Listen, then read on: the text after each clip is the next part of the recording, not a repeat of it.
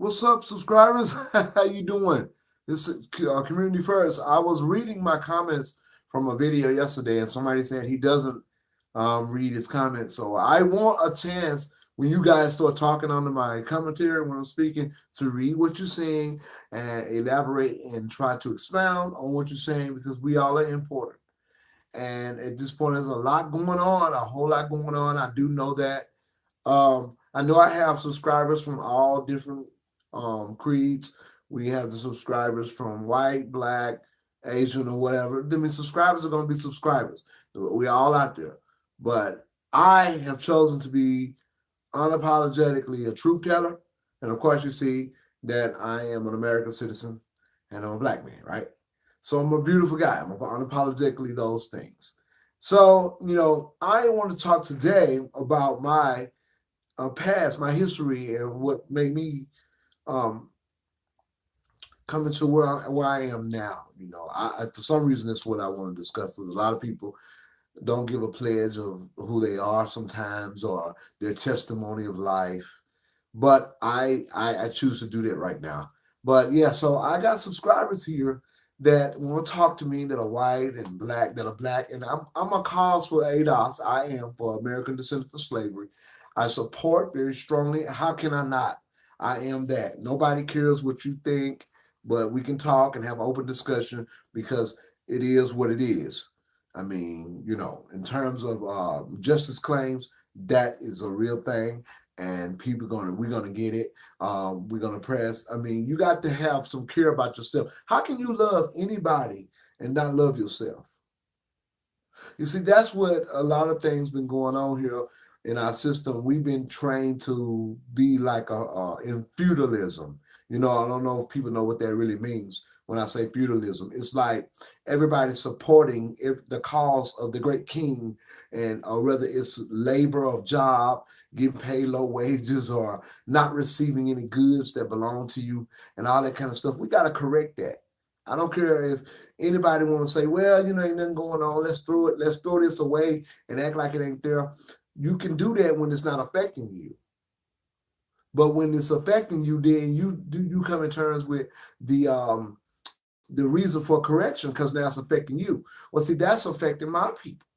I maybe have a beautiful home and a place to live and ways means to survive. However, it's affecting my people. We got to understand community. That's why I made my channel Community First. Community is first. And your community can grow or it can downsize, but it's still community. Community is basically the same identity necessary as family. It's a united front. It's a unity, and it's a unity of um, sacred get grounds. Your sacredcy, and it's a unity of a valley of your endeavors, is encouragement. And in this system, it has to be a unity of some type of financial support, some type of business. But see, we have to know what America is. America is a wealthy nation. It's a business.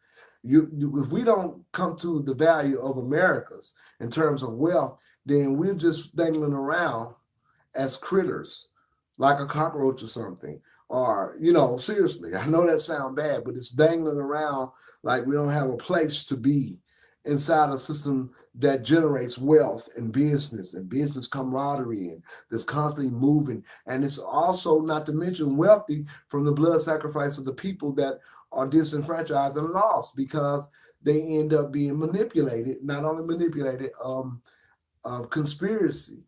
They end up having to deal with that. I mean, that's just unfortunate, but it's the truth. It's the truth. So this is the cause, and it shouldn't be anybody. I don't care what color you are. You shouldn't want nobody to suffer for what they deserve. Nobody. I get up on this talk show, on my talk screen, and I talk to everybody. And I pay my bills. I have a home office. I have space. I have children that are grown. My children are grown now, even though it may not look like it, but they are adults, and they're doing very well. I'm a productive citizen.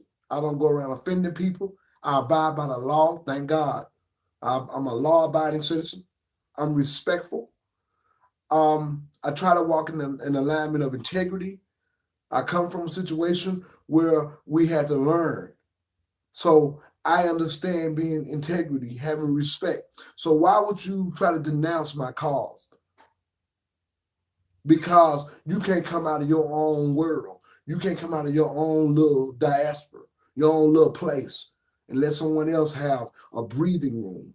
Because that's a narcissism when you like that. And a lot of groups suffer from narcissism and greed. Also greed. It's just very bad to have anybody that would be opposed to someone else's well-being, and someone else's healthy existence in terms of these discussions.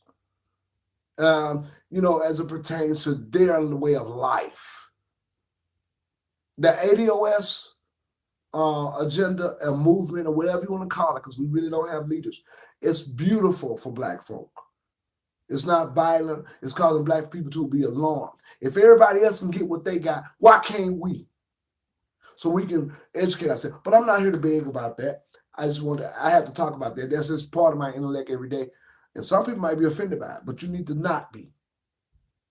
And I'm going to tell you right now, you need to not be. You offended by that, then you have learned how to be offended by other groups. A lot of people are offended by Black folks in particular anyway, because of the narrative that's been pushed out there. The perpetuation on Black people have been pushed out there. So other groups will not engage Black folks because Black people came from a horrible situation here. So other groups felt they could reign over that. So that was taught to them. Now it's time to unravel that. You can be our friends, you can work with us, you can do business with us, and all that when we are inviting. But then the whole face of it has to be something unattractive. Why got to be unattractive to be me? Everybody mimic our swag and stuff, especially the boys out there and other races. They mimic who we are and stuff. I seen a whole bunch of white kids in the restaurant, and I said, what are they doing? They would jump around doing that leg thing that they see a lot of Black kids do and stuff like that. And then they hear their parents talk about us, and they start saying racist stuff on a video in Alabama when it was college kids. And they lost their intuition or whatever they lost, little kids and stuff. But they hear somebody say that stuff. And we know we've been through a lot. But it's time out for all of this garbage. We know Black people have struggled through the war on drugs and was like listed as criminals. Some Black people made us mad. We were like, why y'all keep going around acting like that? Why y'all stealing from people? Why y'all stealing from people and everything? We was talking like that to them. But they were following the idea of being degenerates and really having no home training. Mama may have been on drugs, having children out of wedlock. The war on drugs didn't help Black folks. Welfare didn't help Black folks because you broke up the families. When you did welfare, you told a man he couldn't be in the home. And so it was just a whole bunch of stuff. There's no complaining, but I do rectify our cause, and I do stand for the exposure of what actually happened to us. And things of that nature. And so I'm not going to be here long. I just want to talk about what I felt for a minute. I'm getting tired of people trying to down us for being ourselves or trying to make our situation better. But thank you for joining me. This is